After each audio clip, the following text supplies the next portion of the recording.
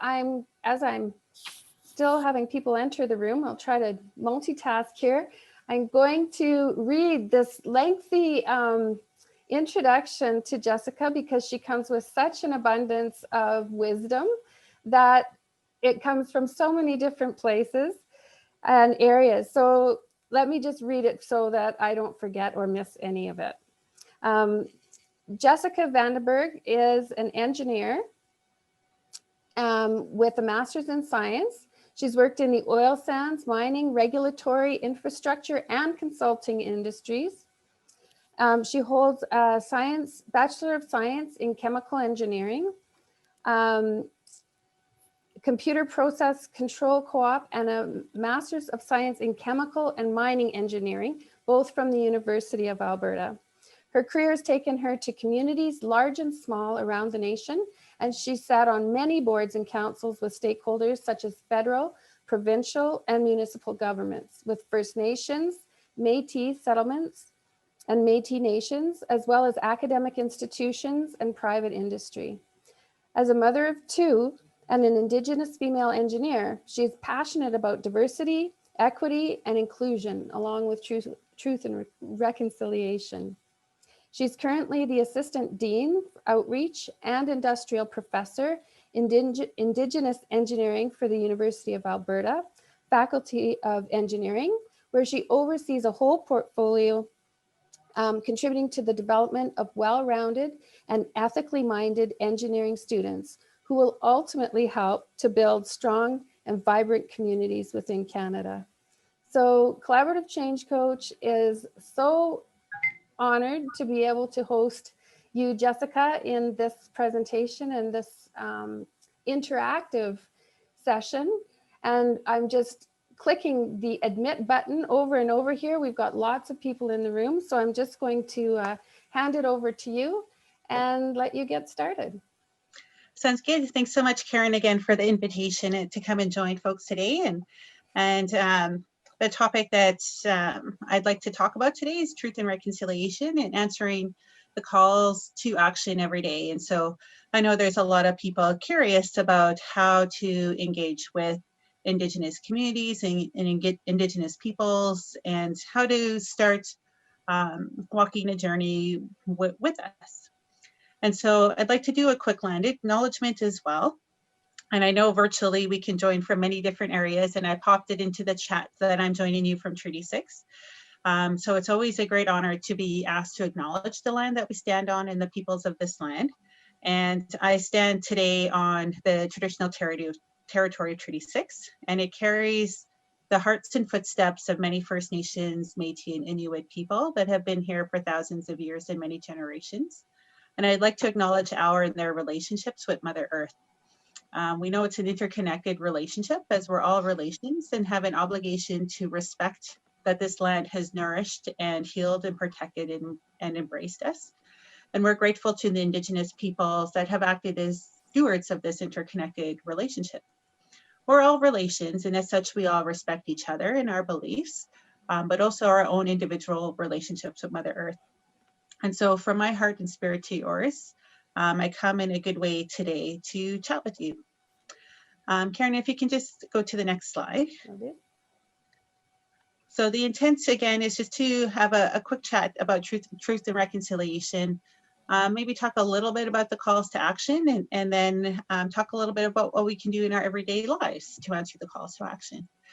And so if you can go to the next slide, Karen, we just like to do a little poll so I can have a bit of an understanding where people are coming from in terms of their awareness.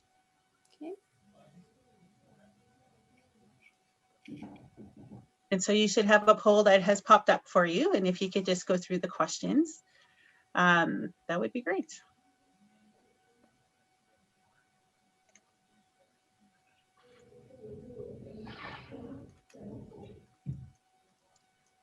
And then we'll have the answers pop up when everyone gets a chance to just answer those questions. I always like to meet people where they are in terms of their learning. And so this will give me a bit of a flavor of the folks who are here today. Okay, and so far we've got about half the people that have answered the poll, so we're just waiting perfect. And definitely, I come in a good way, which means I'm not here um, in a way that will encourage shame or blame or guilt or that. I come in a way to just have a conversation for those curious, and come in a way that's very compassionate, and just I just want to create a safe place for us to talk about truth and reconciliation. All right, so we can see the poll results. Thanks so much, Karen. So we see about half of the folks have attended Truth and Reconciliation Awareness training before. Half have been through to a First Nations Reserve or Métis community or settlement or Inuit community. It's great that so many people know some of the tribes and nations that have crossed the lands that you're joining us from today. And I'm so happy to see that a lot of you celebrated Orange Shirt Day. So that's wonderful. So that's perfect. That gives me a good idea of where we are with our learning. All right, if you want to head to the next slide, Karen, please.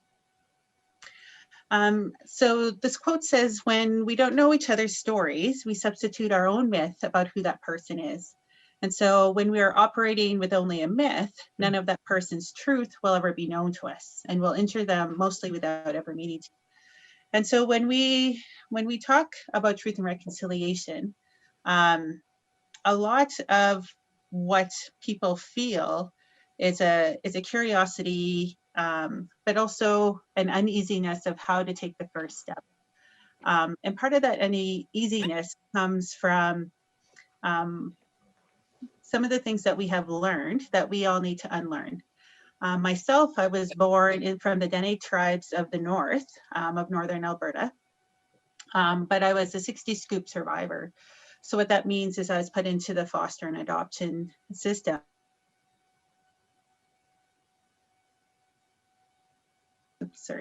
And I was adopted at a very young age of 3 months into a very inclusive German family. So I was raised in rural Alberta, where there wasn't too many First Nations people in my schools. And so I grew up in a system a couple decades ago that is very different than the education system that we have now. I know the things that my kids are learning. They're learning quite a few things about Canada's history that's being told in a different way to be more inclusive of Indigenous people. So I know for myself, growing up in the education system from a couple decades ago, even though I am Indigenous by birth, I grew up surrounded by some stereotypes and some unconscious bias that was built into how I learned what I learned about the history of Canada, as well as attitudes towards Indigenous people. And so over the many years, I've had to unpack that. I have had to unpack my own stereotypes and the own unconscious bias that I've had against my own people, and come to terms with that. And it came with a lot of feelings of confusion, a lot of feelings of shame, feelings of blame. And then because I'm Indigenous and have walked this world through many different rooms and many different, surrounded by many different people, I've also had things that I would call discriminatory and racist happen to me. I've had these experiences that I've been working on healing and figuring out how and why and how to forgive.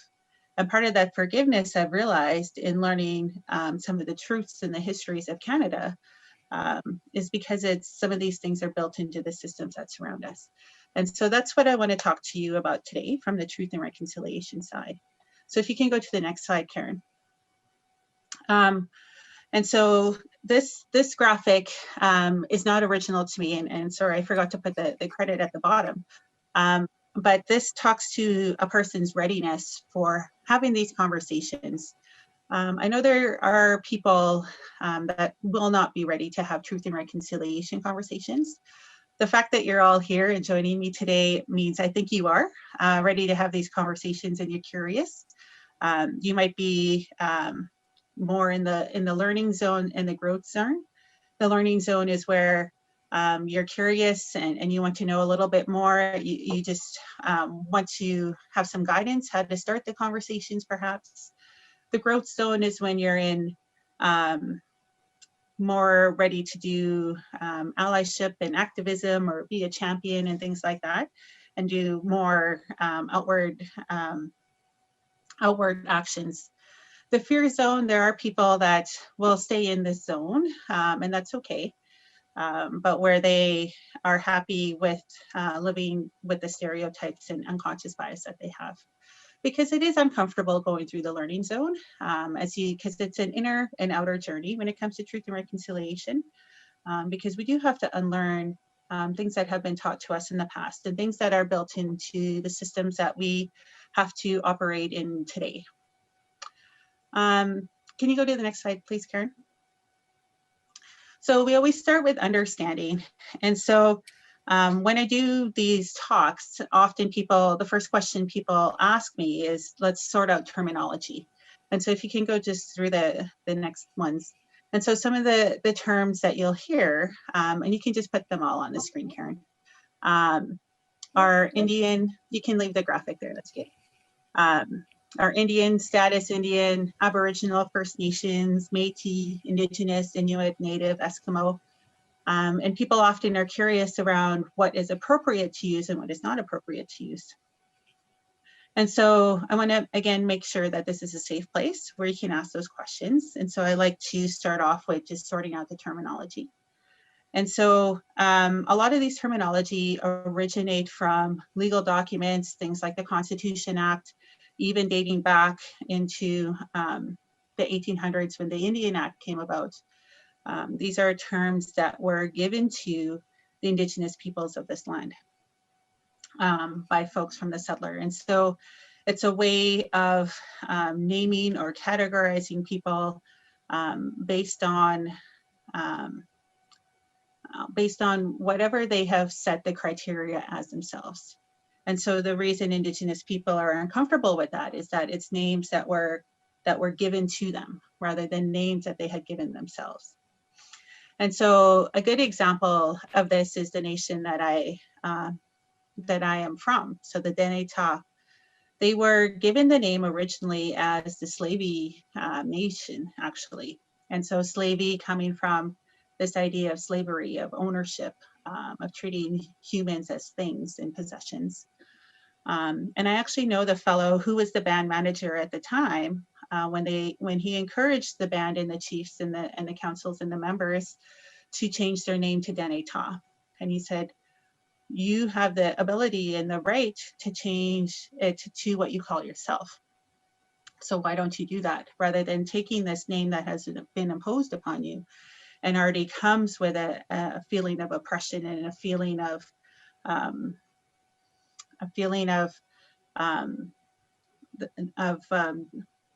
looking down on them.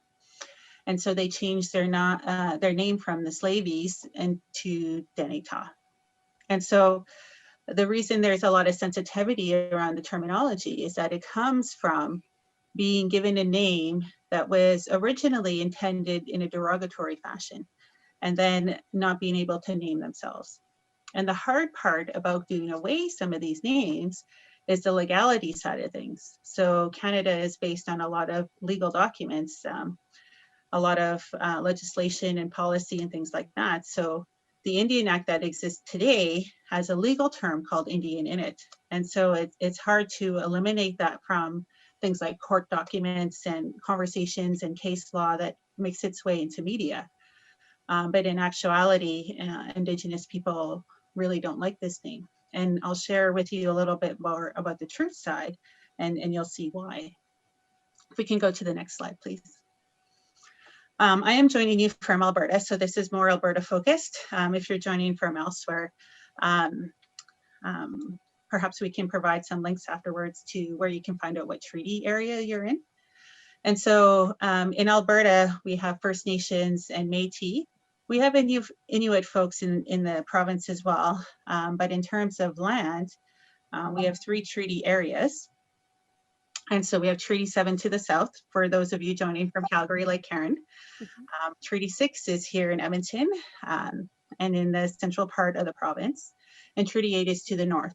And so if you see what way up in the north west side of it is Denetah First Nation, and that's the nation where I'm from.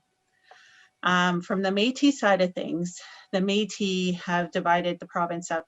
The Métis Nation of Alberta, rather, has divided the province up into 6 zones. And so there's zones for those registered with the Métis Nation.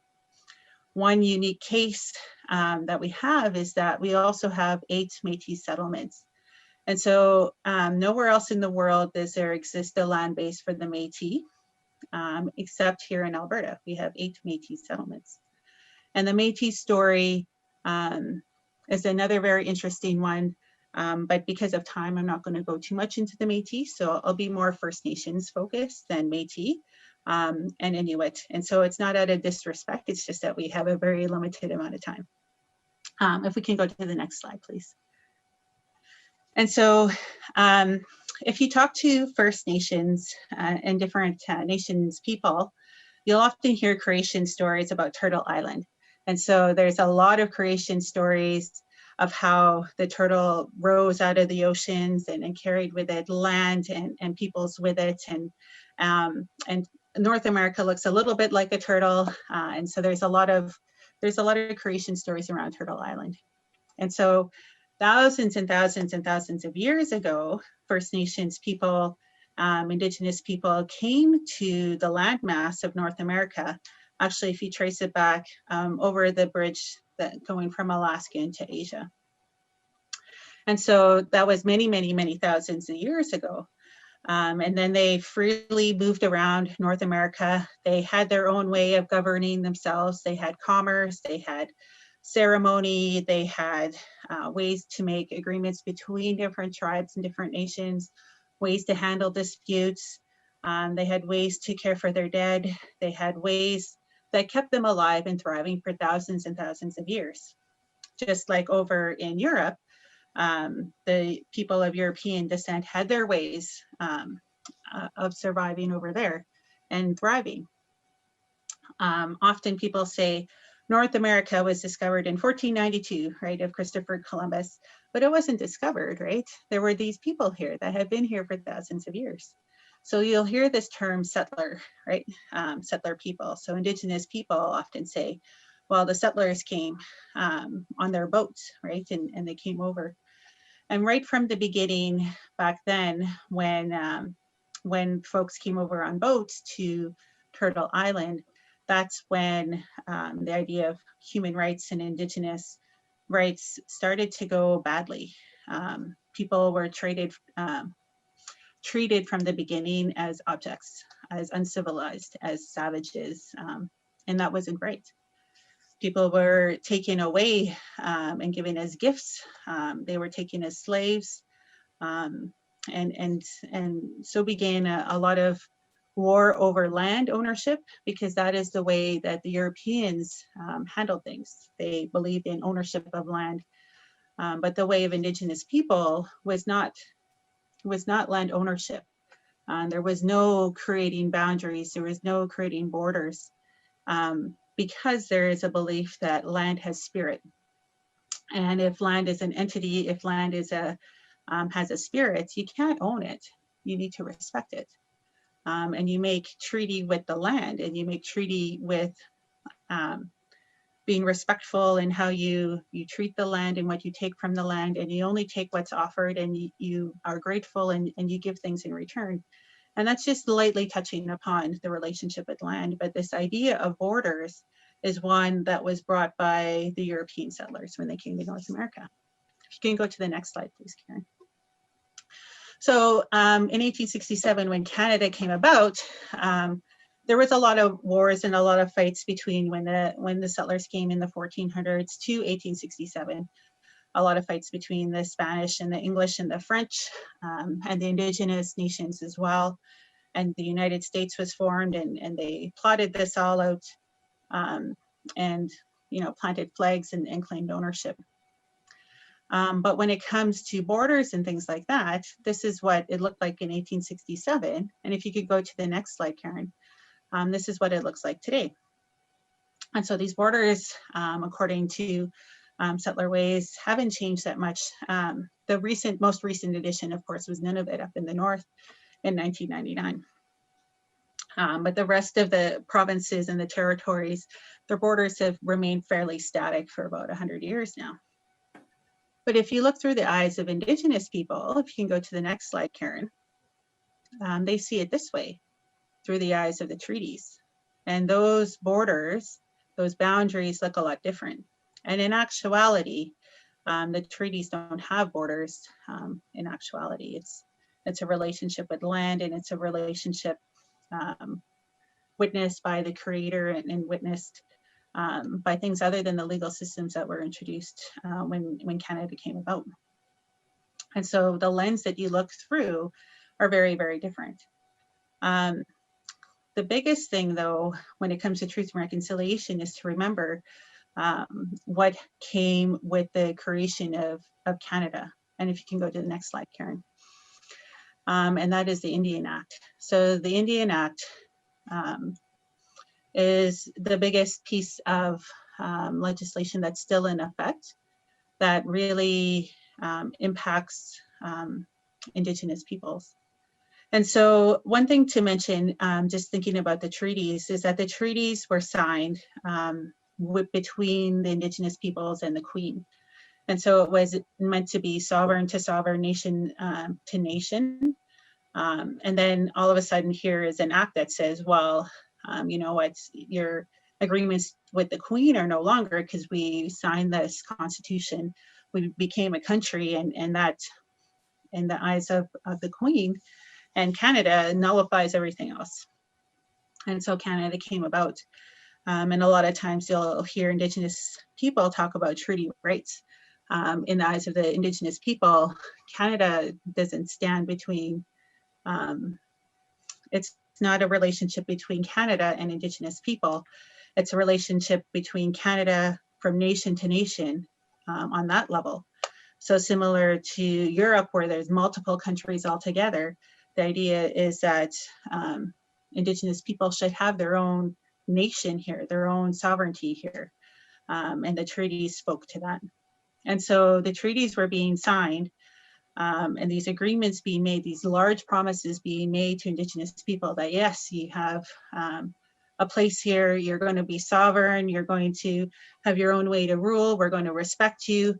And then, bam, here comes the Indian Act, 1868. Can you go to the next slide, please? So what did the Indian Act introduce? Quite a few things. This is just a smattering of some of the things that are in the Indian Act. So ceremony and language were banned. There was a creation of a reserve system with oversight by Indian agents. There was creation of residential schools. People were renamed with names chosen by the government. Women's rights were denied. There was a loss of status rights of admitted to university. There was a ration system, prohibition of alcohol and ammunition. Any land owned could be taken if municipalities and infrastructures and farmers, et cetera, needed it. The attitude that Canada took towards Indigenous people was that of assimilation. United States took a different tactic. They took annihilation, and neither method is good. And so you often hear in Westerns and American movies saying, there's no good Indian except the dead Indian. And I just heard that in a movie that was released a couple of years ago. It's still there. The attitudes are still there. In Canada, Sir John A. Macdonald was quoted as saying, we want to kill the Indian in the child. So assimilation. So if you can imagine what that feels like as an Indigenous person, they want to kill everything in you that had anything to do with where you came from for thousands of years. They wanted to take out your language. They wanted to take out your spiritual beliefs. They wanted to re-educate you, to civilize you according to what they define civilization as. And they did that in terrible ways. The residential school was done in partnership with the churches. It had authority of the churches in there. And they came with a lot of abuse. The Indian agents abused Indigenous people. Folks in the residential schools abused people. They used terrible, horrific methods, from physical, sexual abuse, verbal abuse, punishment, right?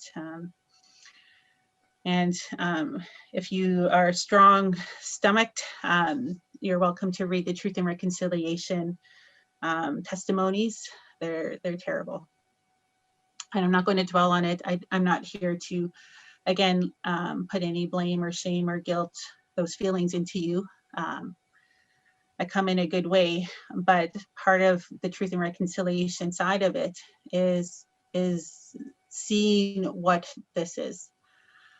And so I know it's a lot to take if you haven't thought about this before or if you weren't aware of it. So please take the time to process this and breathe through and deal with some of the feelings that comes up with this when you hear of this. What's important to emphasize from the truth side is that the Indian Act wasn't right. It didn't come from a good place, and it is still in effect today.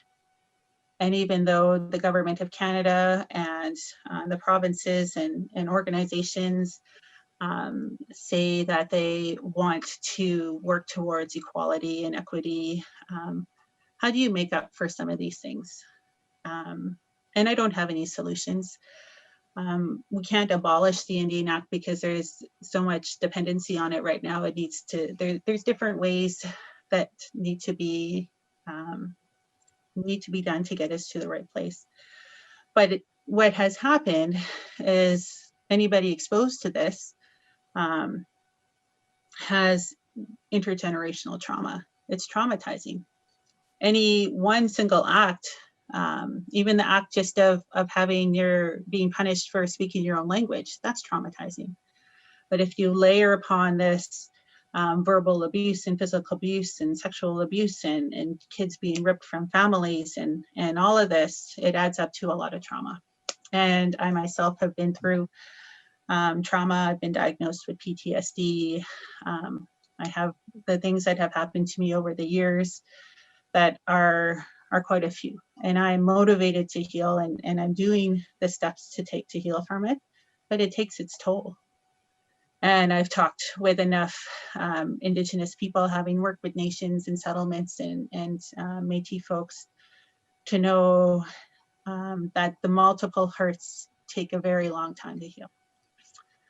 And we need some help. And that's where Truth and Reconciliation comes in. We need everybody to help with this and help us heal and help us find a way forward that is reciprocal, where we're all walking together. Can you go to the next slide, please, Karen? There is evidence of inequity and inequality, and these are just a few examples. So Jordan River was a little Indigenous boy. He was born with some disability. His mother said that I need some help, and she went to the hospital and to the healthcare systems to say, I can't raise him in my home. I need some help. Because of jurisdiction, the healthcare system spent little Jordan Anderson's entire life, 6 years, arguing about who's going to pay for his healthcare. And while they're arguing, it got worse and he passed away. And so he passed away, and what became of his story is Jordan's principle, that every child matters, that the governments can sort out who's going to pay for it later. But if a child needs healthcare and help, they need it now. There's a lot of evidence around missing and murdered Indigenous women and girls, that the enforcement systems and the law systems don't give equal due care to missing and murdered Indigenous women and girls. And there's evidence from Tina Fontaine and her death.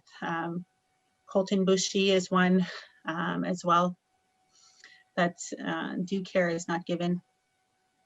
We see Indigenous people coming together to try to have their voices heard, that something needs to be done, that there's a lot of data saying things aren't quite right still. The Truth and Reconciliation Commission was paid for by residential school survivors. It wasn't paid for by the government. They did their research gathering over the years, and they came up with the calls to action saying everybody needs to help with this, not just Indigenous people, not just governments. It needs to be schools, it needs to be industry, it needs to be not-for-profits, it needs to be everybody in little ways contributing to making this better. So that's a lot of information. And I apologize if it does bubble up a lot of feelings. It does bubble always a lot of feelings up for me too. So please shake it out and breathe it out. We're here to talk about what can we do together. And so Karen, can we go to the next one, please? The next poll here is, I'm just curious if this is new information to you. And how you connect with this and how you're feeling about this. Because I do want to make sure that you are feeling okay with this, because we're not in person. If we were in person, I could get a better feeling for how the room is receiving this and slow it down or do some more self-care moments in here as well. So let's hit the poll here, if you don't mind. Sorry, Karen. Yeah, I'm just struggling to get the second poll up for some reason. That's all right. And again, I've been on a healing journey. I've tried many things for self-care on my healing way. So if there are feelings bubbling up of anger or sadness or disgust or fear or any of those things, and I don't know your journeys, I don't know what your experience have been. If it's triggering in any way, please do step away and take care of yourselves. I wiggle my toes a lot. I move my fingers, I breathe, deep breathing, right? To make sure and get those feelings processed. And I'm sorry, Jessica, I can't seem to get that poll to launch. So maybe we could just have people answer in the chat. Would that be helpful? Yeah, for sure. And so just let me know if this is new information to you and how are you feeling about this in one word if you want, or you're welcome to add more than one word. And usually if we do this, for example, in a blanket exercise, I'm a blanket exercise facilitator too. We deliver this information over a longer period of time. I know it's a lot in a very short amount of time. So I just want to, just check in and see how folks are feeling. So we've got lots of people saying that some is new, but for the most part, most people are saying it's not new information, but the way that it's being delivered has been really helpful, and that it's good to revisit it. And the heartbreak that comes up when we're listening to the story. And it is heartbreak for sure. So thanks for that. So if you can go to the next slide. Okay. And we're here to talk about, well, what can we do? Would you like to do a word cloud for one word? Sure, yeah. Okay, so if everyone can just chat one word in the chat, I'll try to capture those in the word cloud to be able to share. So just one word.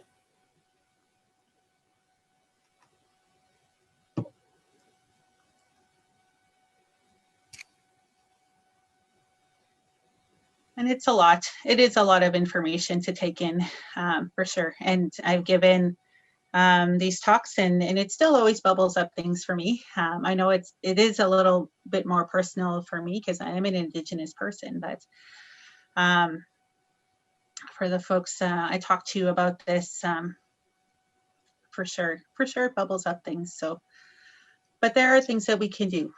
And so I'm always hopeful. I will generate the word cloud while they're in breakout rooms, and then we'll be able to have it when we come back.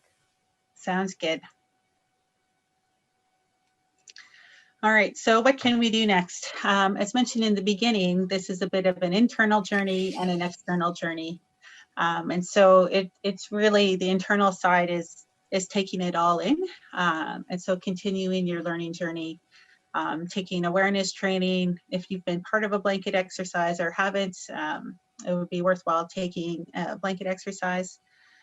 We usually encourage people to take those 4 or 5 times because you take in something different every time, and you need the time, as the next bullet point says, to process those feelings that arise, if they're anger or sadness or disgust or fear or whatever it is that bubbles up. Taking the time to examine your own unconscious bias and stereotypes. And I know I do that quite a bit to check in, because growing up adopted, again, I walked away with a lot of stereotypes around Indigenous people that aren't true. And I needed to go see that for myself. And so when I had an opportunity to be an Indigenous community consultant, and work with First Nations and work with Métis settlements and Métis nations, I took that opportunity so I could go see for myself and hear the stories myself firsthand. And they were horrific stories, but there were always stories of hope as well. People who have overcome addiction and overcome intergenerational trauma, people working to bring back culture and language and beautiful ceremony. And so there are stories of hope, which is wonderful. The University of Alberta is offering the massive online open course, Indigenous Canada. It has been in the news because Dan Levy has been taking it, and so you're more than welcome to take that. It's a free course. Reading more of Indigenous people's stories and supporting Indigenous business, artists, and more. And so these are a few simple ideas of how to do the journey internally. And if you go to the next slide, Karen, from the external journey side, what can you do if you're ready to, that's all right. If you're ready to take, if you're ready to take some action, start talking to others about it. I always say to somebody, if you're a true ally, if you're a true champion, whatever word you want to use, you're having these conversations around your kitchen table, right? You're talking to your kids about it and talking to your parents about it and your friends about it, and just being curious together. Asking the question around inclusion, right? In your job, sitting on volunteer boards and group settings, asking around, why is there not Indigenous people here? Is there something in our attraction and recruitment and retention policies that need some shifting around to make sure that it is inclusive? Speaking up for Indigenous peoples when they're not at the table. I know for me, I would have never gotten to where I've gotten in my life without people speaking up for me. People who encouraged me, people who encouraged companies to hire me. And even when discriminatory things happen to me, I don't always have the courage or ability in the moment to speak up for myself, but I have friends who have. And that to me means the world. When someone stands up and to protect me and to advocate for me. And then encourage your workplace to start an equity, diversity, inclusion journey or continue theirs by bringing in culture awareness training, the Kairos blanket exercise, and then look for data all around you to see that things aren't equitable at this time. And a good example are the Micmac fishermen and what's going on the East Coast. Some more data that things aren't quite equitable. All right, the next slide, I think, Karen, we're going to step into some breakout rooms. So give a chance to chat with each other, how you're feeling about this information, and just brainstorm a few small steps that you might have taken already, or you have seen others take towards truth and reconciliation. Okay, so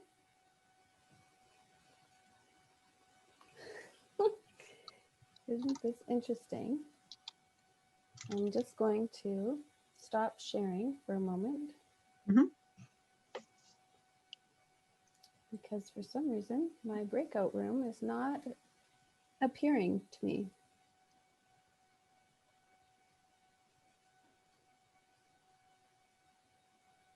Which has never occurred before. So I'm not sure how to troubleshoot. Karen, that happened to me once too. And did you go to, are there 3 little dots at the bottom there? Yeah, and I've never. Okay. So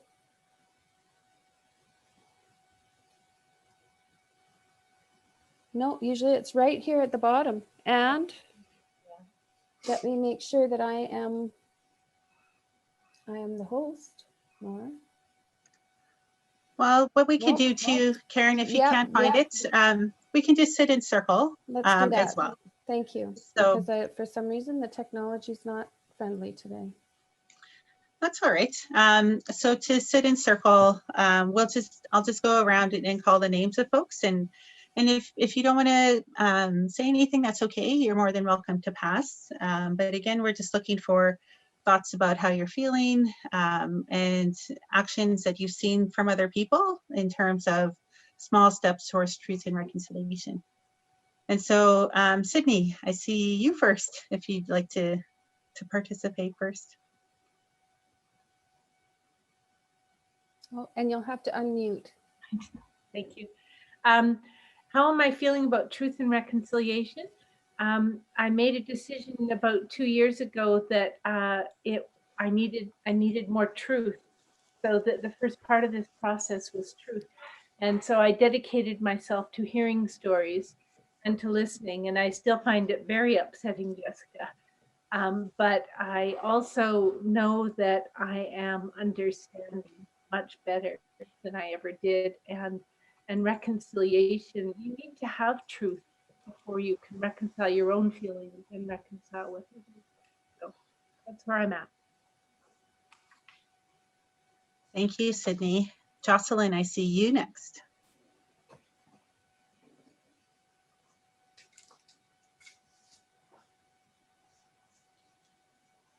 Oh, you're going to have to unmute yourself, Jocelyn.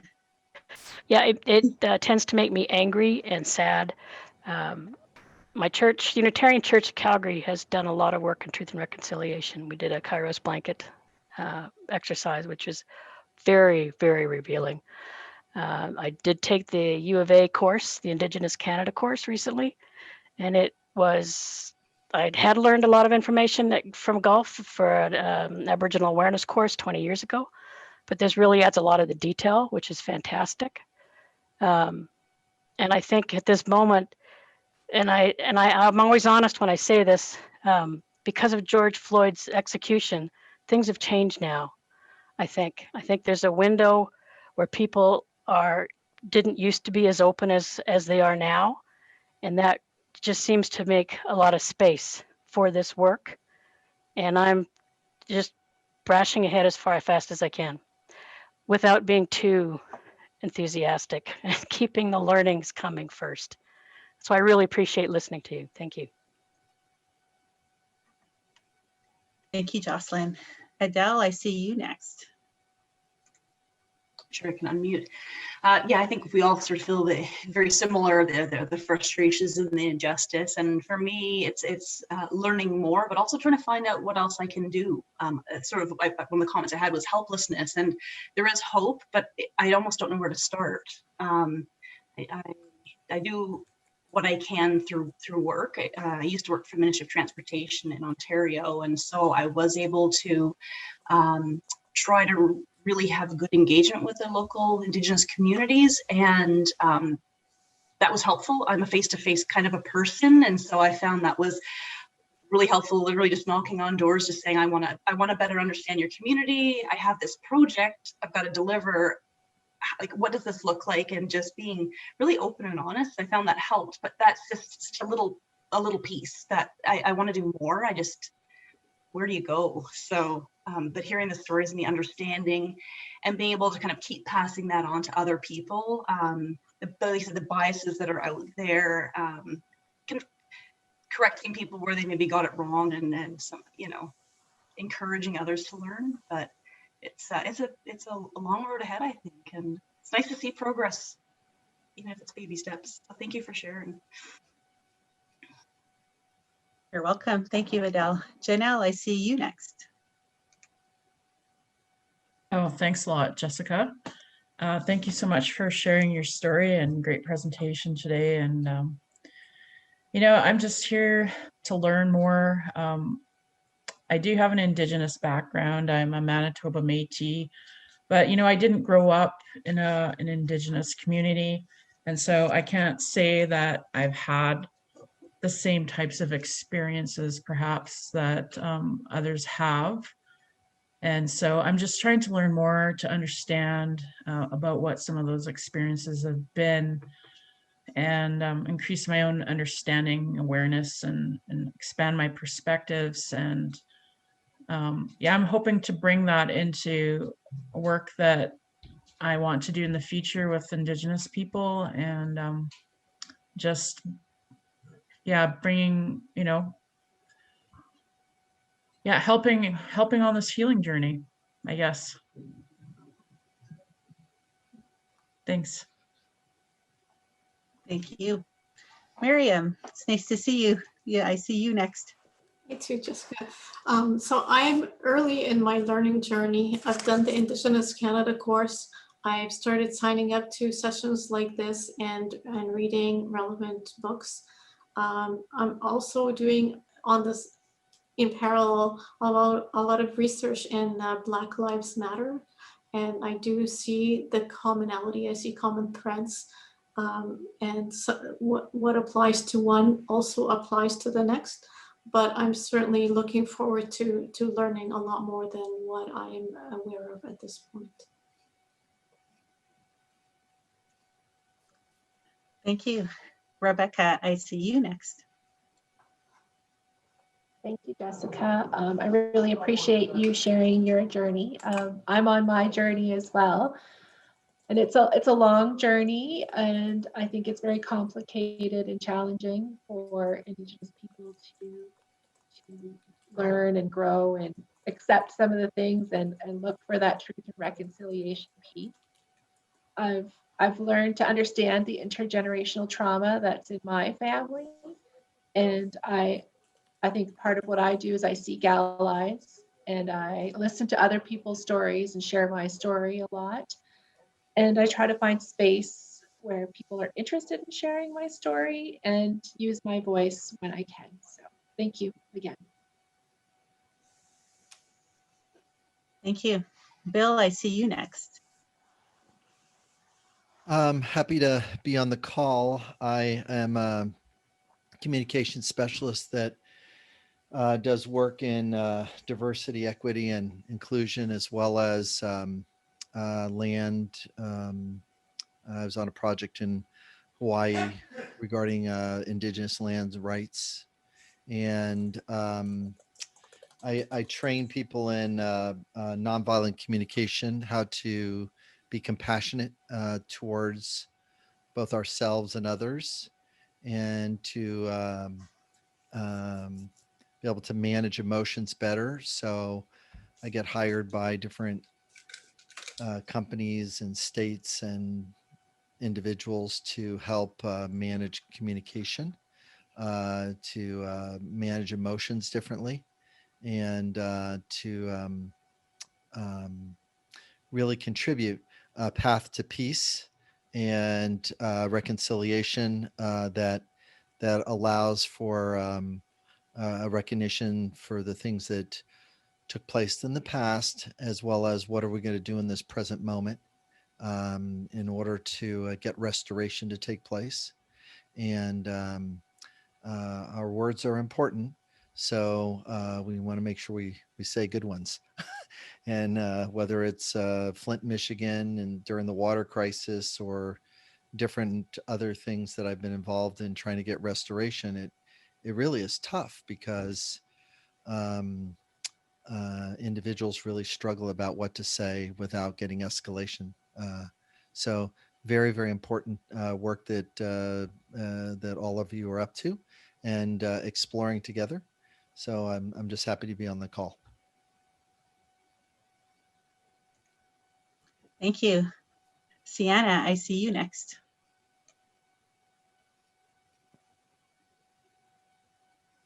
No, Can you hear me now? yeah. Okay. Hi, I'm Sienna. I'm Métis from Valley, Alberta, which is kind of up by Grand Prairie, if anyone knows. So I've been on my reconciliation journey for about 6 or so years, just kind of trying to understand like my Métis identity personally, and then the broader reconciliation, truth, and relationship building, like more externally in the communities. So I've done, like, worked with a lot of research, writing book chapters, and just like I just find that one of the most important parts of reconciliation is that genuine relationship building and openness to learning from one another. And so, yeah, I'm just here to encourage those positive relationship buildings and communication and just participation in this path that we're all on. So I'm really excited to be here today, just to listen in and learn about your stories. Thank you. Chica, I see you next. Hi, thank you for having me on here.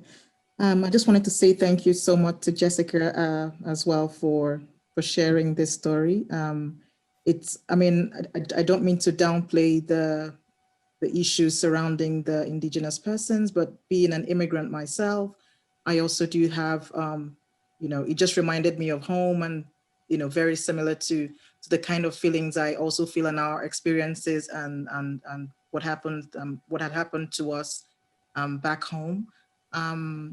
In my position right now is, okay, I just immigrated to Canada about 2 years ago. So I'm fairly new here, and I'm taking all the opportunities to learn more about the country where I live now and the history. It's also been beneficial to me as well at my last place of work. We always, before we commenced our meetings, we would do the land acknowledgements, and there will also be the diversity moment sort of. So that's brought this into perspective for me. And because I'm really curious and interested in knowing about where I live and the world in general, I've been doing a lot of research. And it's really also, I didn't know about the Indigenous course being free at the U of A. So this is one of the benefits I'm gaining today by being here. I really appreciate that, and it's helping me grow in my journey, because I intend to, I'm trying to work on my admission for social work. I'm really interested in diversity and inclusion, even though I have a background in human resources as well. So I want to be able to put that together for my career. Perfect. Thank you. Rebecca, I see you next.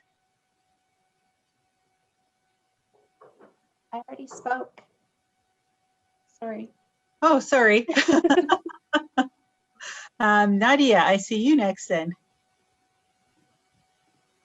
Hi, so it's a little glitchy on my end, but I'm grateful to be here, and thank you to Jessica for sharing the story. I know it can be very, I guess, like emotional upheaval, so I want to thank you for sharing that with us.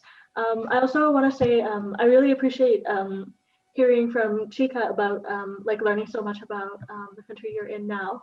I think that's really amazing to be taking on that initiative, especially in such a short amount of time.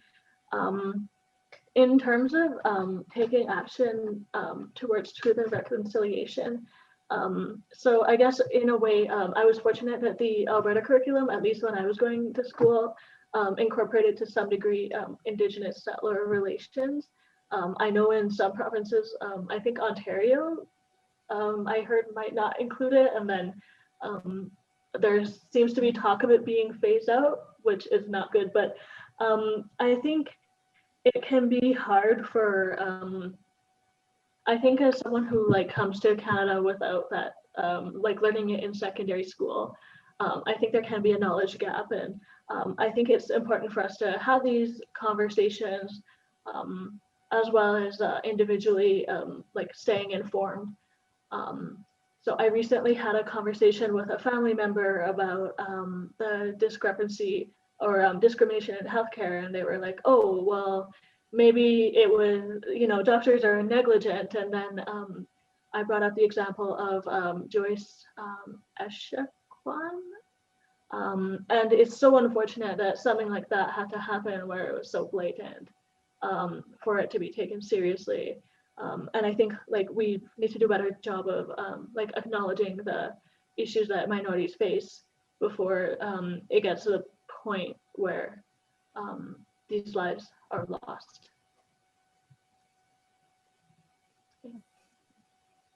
Thank you. David, I see you next.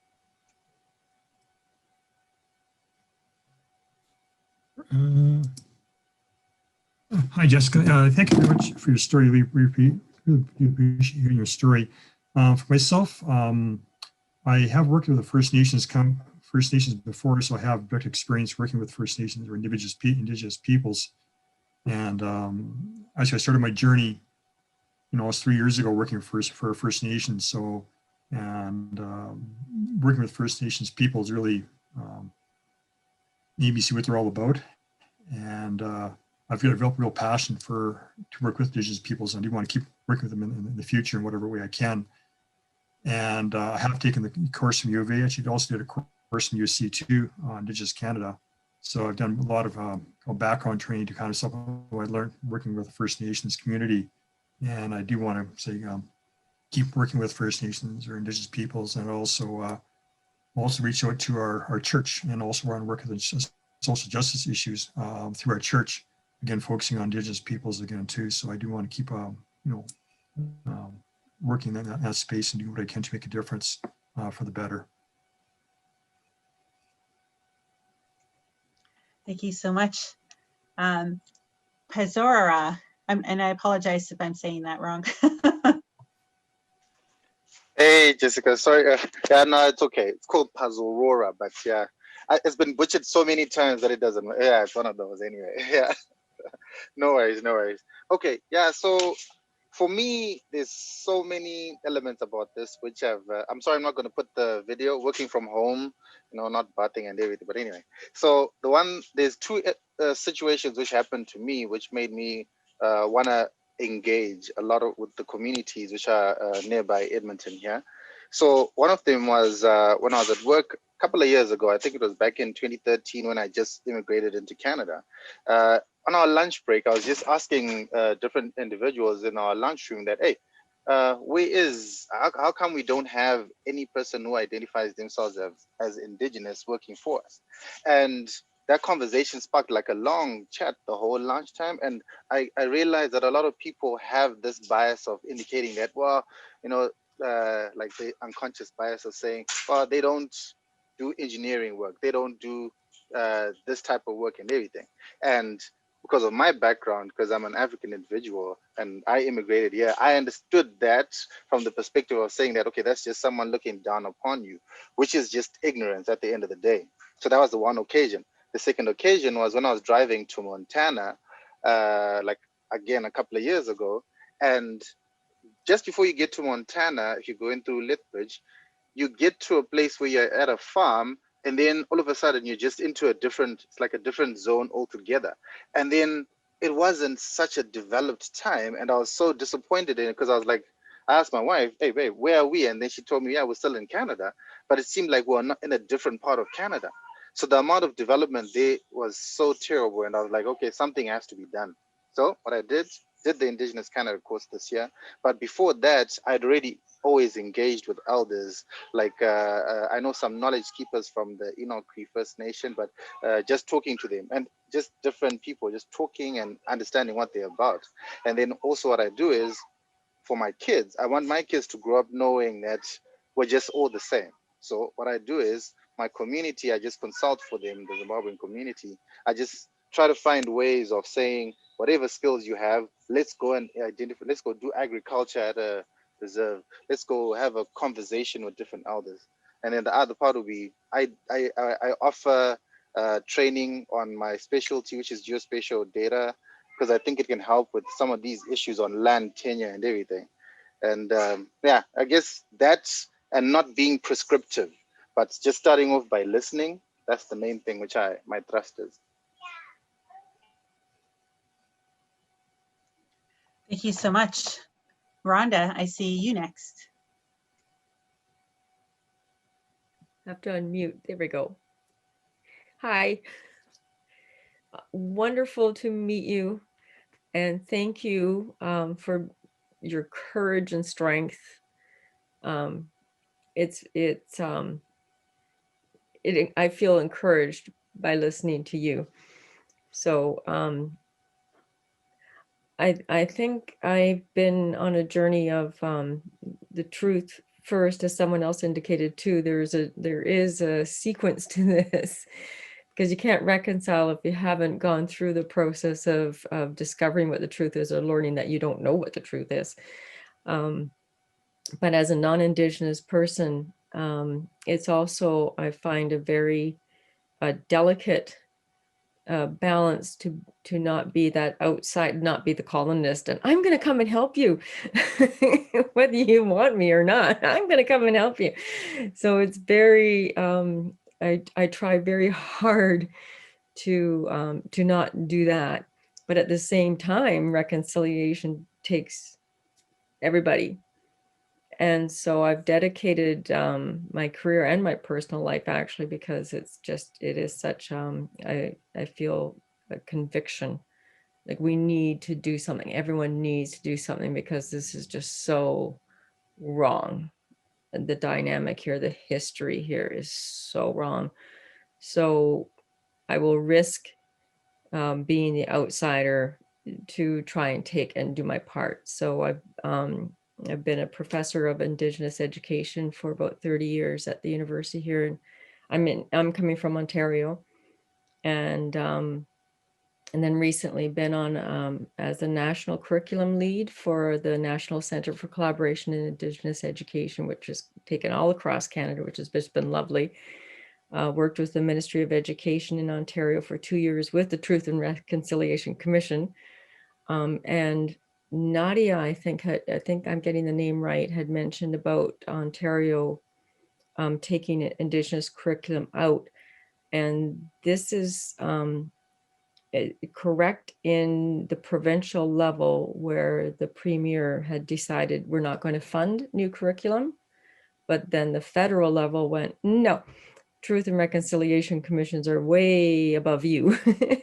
And they created the National Center for Indigenous Education. So the Truth and Reconciliation Commission work I was on with the ministry, we just transferred over into that, bypassed him, and continued the work.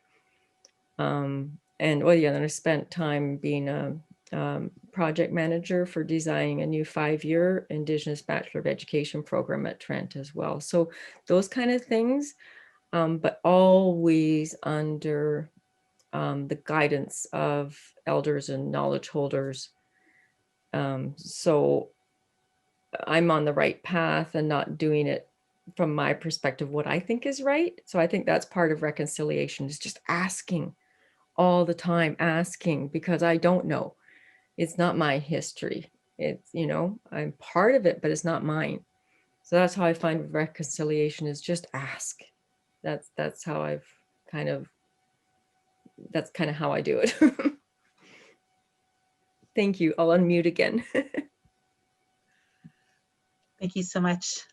Donica, I see you next. Hi, Jessica. Thank you for sharing your story. I think for me, I'm in Ontario and I work as a diversity and inclusion consultant. And so I think I'm more somewhat frustrated with why these conversations are constantly being had and why they're not embedded in our society more. I think society needs to shift, where there's a lot of emphasis on diversity, and it's kind of, I would say, more of a commercialization. And there needs to be more an emphasis on inclusion, where everyone, despite the community you're from, your background, needs to be included in our society in every aspect, right? So I think for me, that's kind of what needs to happen, I would say Canada-wide. The same thing with the Black community, right? Where when the George Floyd killing and the anti-racism and the Black Lives Matter movement, there was this huge outbreak where everyone was now, these diversity consultant doing trainings, but as soon as it calms down, everything goes back to status quo, which once more is those unconscious biases coming out in the workplaces, and these community kind of being pushed aside or shafted. So I think there needs to be where truth and reconciliation is embedded in our society as a part of who we are, and it's embedded in the school system, in workplaces, and there needs to be more accountability where it is required in these spaces, and not just something that that's on the side, or if it's the flavor of the month. I know in June for National Indigenous Month, it's kind of like you get that flooding because now everyone wants to say, you know, we're supporting the Indigenous community. But by the time you get to August, it's just off the radar. So I think that for me is kind of where I stand in that issue. Thank you. Thank you so much. Daniela, I see you next. Oh, there we go. Hi, Jessica, I just want to thank you so much for your presentation and for everything that you shared in your story. For me, I'm very much, I would say, in the learning phase right now, trying to move into the growth phase and trying to just get more information about this. I have an environmental background in geology and recently learned that a lot of indigenous communities don't have access to drinking water. So for me, that was like a light went off in my head and I was like, this is not right. I'm trying to educate myself more on the matter and see what I can do. Thank you so much. Lucy, I see you next.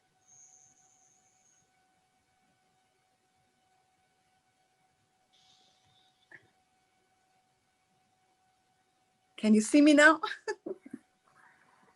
Okay, I am an immigrant coming from a country that we have the same story that the Native people has in Canada. And what I'm trying to do is learn more and integrate what I'm doing right now in my profession with be helpful and engage with everybody who is part of this great nation. And that's my message. Thank you so much. Karen, I see you. And I'm not muted. Okay. So I just am so grateful for when your statement, and you've said it a few times, I come in a good way.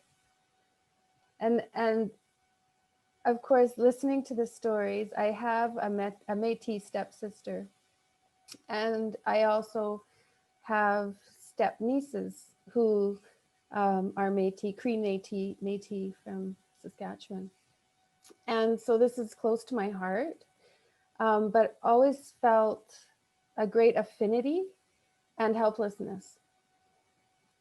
And so this, hearing your story is not unfamiliar, but the hope that comes from this conversation is overwhelming. Because if we have this many people in the room willing to step forward and hear the truth and do whatever they can to move things in a good way and come in a good way, then wow, I'm just ecstatic. So though it's sad, I'm hopeful. Thanks for being here, Jessica. You're welcome. And thank you all for sharing. I think that was everyone. Hey, did we miss anybody? It's always hard when you sit in virtual circle. But thank you for the comments. I know for calls to action, it is always hard to know what to do.